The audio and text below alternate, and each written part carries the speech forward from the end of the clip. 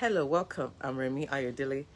This is day 7 of our Summer Connection Challenge, where we go through 21 ways that parents can connect with their teenagers while they're still home. Remember, you have only 7 summers, 7 back to school purchase, 7 first day of school pictures to take before they graduate from high school and leave home. So today our topic is life skills that playing board games teach our teenagers and why it matters. And also, it teaches us because that is what connection is all about.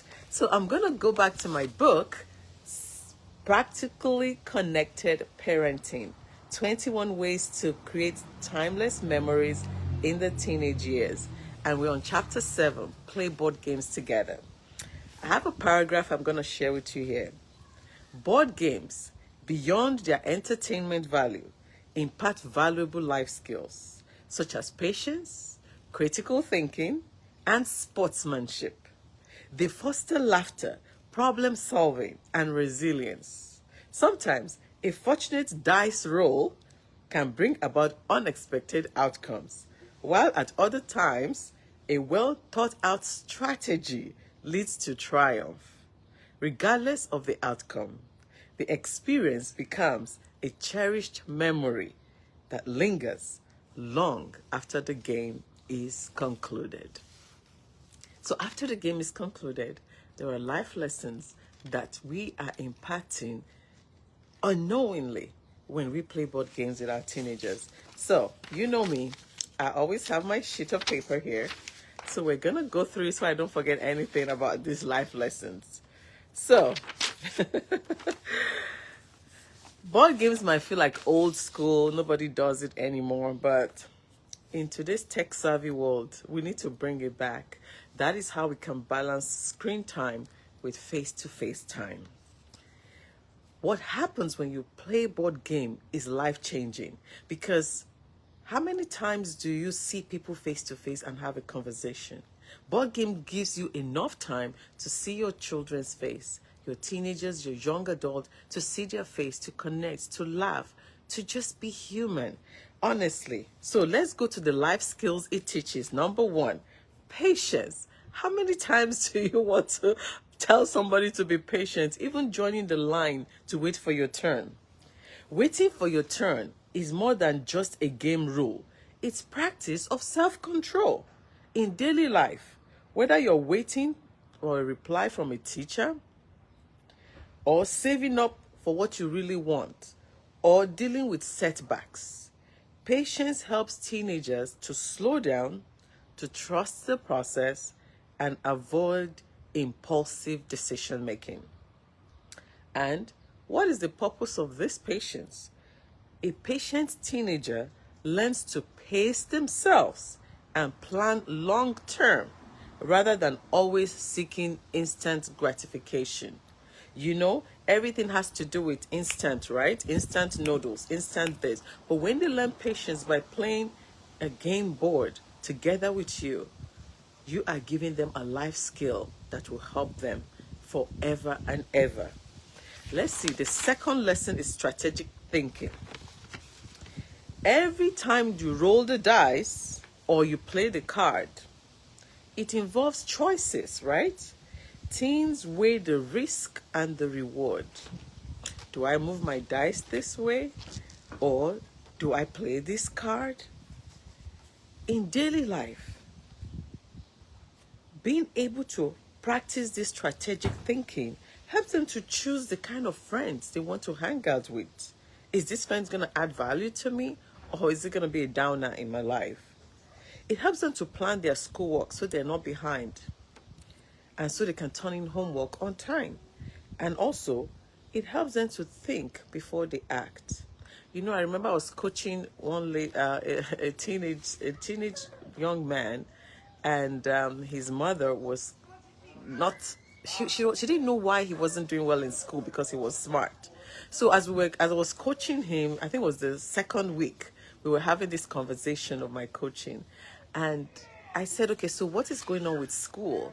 because now we had found out his personality, we had identified his strengths, and yes, he is good, he is smart. So I said, so why is school being a challenge for you? He was in a boarding school at this time, so he was on vacation, and his mom signed him up for my coaching, and so she was also in that call, and he told me something. He said when his friends want to go and play, they'll come and round all of them up and say, do you want to come? Do you want to come? And because his personality is one that wants to have fun, he would choose that fun time over his studies. And so now his homework was behind and he wasn't studying enough for his test. And that's why he was getting behind. So you must know your child's personality. But that strategic thinking, when you have that conversation with him, now you begin to know him. He can begin to think before he acts. So why do we need to teach them this to apply it? Because strategic thinkers make thoughtful decisions. They value their decisions, so their decisions are value-based instead of just reacting to pressure or to trends. I just told you the story of that young man. He was reacting to what? Peer pressure. Let's go play. And he forgets, my goodness, I haven't finished studying for my test. And he chooses play. When you know your child, and how are you going to know them? By connecting with them. Board game gives you an opportunity to do that. Number 3 lesson. Playing board games can help you pass on to your children. Resilience. Sometimes you lose in a game, right? Sometimes you even end up in the jail when you're playing Monopoly board game. Not a real jail, Monopoly jail. But you keep going until you get out of the jail card.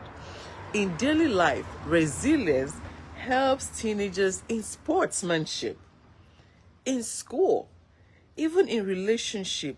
It helps them to avoid drama. And when they fail, they can keep moving on. They need to know how to bounce back. And why do we need to apply this? Because when a teenager is resilient, a resilient teenager does not give up after a setback. They grow from it and they keep showing up. You know, that's why I like this game of chess, right? You know what? Chess game is strategic thinking, right? And resilience. Don't give up.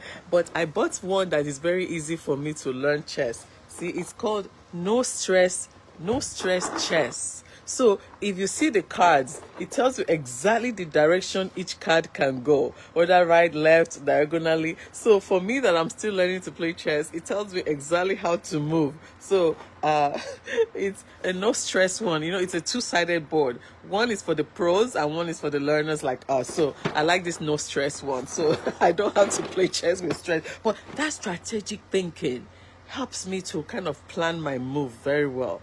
And it will help your teenager too. So they don't have to be stressed about it. They can use this one that tells you exactly what to do. So you learn as you go on with this one.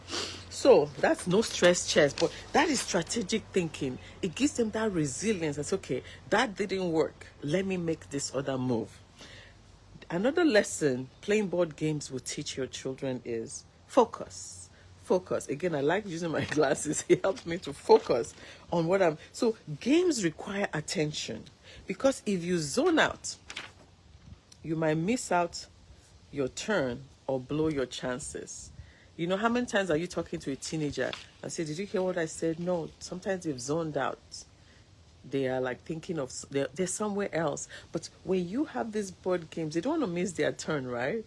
And so they pay attention. That's it. But so in daily life, when they can have focus, they can be excellent in their sports. Like I shared with you, my son plays basketball. He goes to the backyard and he focuses on practicing shots, throwing basketball hoops, right? And even in relationships, when there's focus, your kids, your teenagers will tune into their friendship. They'll be able to know when this friend is being positive, when it's time to let go of this kind of friend groups. So that focus helps them to plan their life, even to plan their daily activities. And how will applying that help them? A focused teenager develops the habit of being present at school, in conversations, and when pursuing their goals. They will not be distracted and forget the reason why they are there. So that is what playing those games help. So it's like teaching the skills when nothing is at stake, so that when life situation shows up, they've practiced it. It's like you don't become a champion on the day you're competing. You become a champion. That your championship is as a result of what you have done in practice. So practice these skills with our teenager is very, very vital. When it talks about focus, I'll share something with you shortly. Let me go to teamwork. The next lesson it teaches is teamwork and communication. So we've learned number 1, patience. Number 2, strategic thinking. Number 3, resilience. Number 4, focus. And number 5, teamwork and communication. Some games require alliances, discussion, and strategy sharing. Even solo games still include interacting with others respectfully. In daily life, teenagers need these skills, right? When they're working on group projects, they're playing sports on a team, on their jobs so that they can be promoted, and eventually in relationships with their family and friends. So when they apply this on a daily basis, a teenager who works with others becomes a trusted leader and a great friend. 2 essential parts of living out our purpose. So when a teenager has this kind of communication skills, that is leadership, that's self-leadership already. And when you are a leader, you can lead yourself, and then you'll be entrusted to lead others, and you have good relationship, because money doesn't buy everything. Money cannot buy friendship. Long-lasting friendship has to do with you being able to communicate well, you being able to be a good team player, because nobody wants to be friends with someone who does not come along or get along with them. So we want to, because some parents are rich, they want to leave money for their children. Money cannot buy good friendship or relationship for your children. It is this life skills of teaching them communication and teamwork. And this can happen when you're playing a simple board game. Real connection is what is happening here. Because, let me show you another thing we play in our house. You can tell I like pink, right? So I bought this pink board game. It's old now, but this one is Scrabble. So it helps us learn English words, and it helps us sometimes make up new words. No, we actually check the dictionary and say, is this a real word? But we like playing it, but this one is old. So you know what I did? I replaced it with a new one. So this one is also another Scrabble. So I like this one because it has some people there. It has real characters on this board game. So it helps us to think about words we use daily. And I know I shared with you about Aquila and the spelling bee. Who knows? If you teach this, maybe your child can enter into the spelling bee. And so just board games. It helps you to improve vocabulary, communication skills. So invest in some of these things. Scrabble is everywhere. I was playing Scrabble when I was younger too. So talking about these skills, let me now tell you another story about playing with my children. So those are board games, right? But there's another game we like to play. It's called Uno. Uno is 1 in Spanish. So Uno's dos tres. Okay. My little niece, she speaks Spanish very well, but when she's talking to me, she speaks Spanglish. So, but Uno is 1. So the game of Uno. So last week, actually, I was playing Uno with my children, and this is a regular Uno, like it's red, you play it and things like that. But that day, I told them, let's use my own Uno. So I have a pink Uno. I like pink. But I won this pink Uno when I was taking a class in the college. So we had this connection, teamwork day and fun day. And so people brought different games. And that was my first time playing Uno. So I learned to play it. And honestly, I won many rounds, the most rounds that night. And so I got to get my prize and take it home. So I told my children, let's use my pink Uno because I won it. I would win today too. And what happened? My son shuffled the cards and they dealt out the cards. And honestly, I only had time for one round of Uno because I had a meeting that day. And I said, okay, let's play one round before I go for my meeting. And so they dealt the cards and we started playing. The game was going. I'm like, oh God, I want to win this game. And honestly, I won. So my children were rolling their eyes. I'm like, oh, Mom, what you say came to pass. So maybe they won't use my pink Uno next time so I don't win. Because the other time, right, like, I mean, that was maybe last year, I was playing this other Uno with my son. He won 3 rounds. I'm like, oh no, I'm not going down this time. So I said, okay, let's play one more round. Then I won 1 round with this one. So you see, the first time around, I won with this one. So maybe I should play with this one next time, all the time, my pink Uno. So what happened? What happened to all that? We laughed. They rolled their eyes. We had fun, right? And that's just it. A simple game night became a memory. Now they'll forever remember Mom's pink Uno made her win. You know, that is what the heart of practically connected parenting is all about. See, when you get practically connected with your children, you are building memories. That is why I wrote this book, 21 Ways for You to Build Memories. That's the heart of what I'm talking about. It's not about expensive trips all the time or even some grand gestures that you're trying to dream up.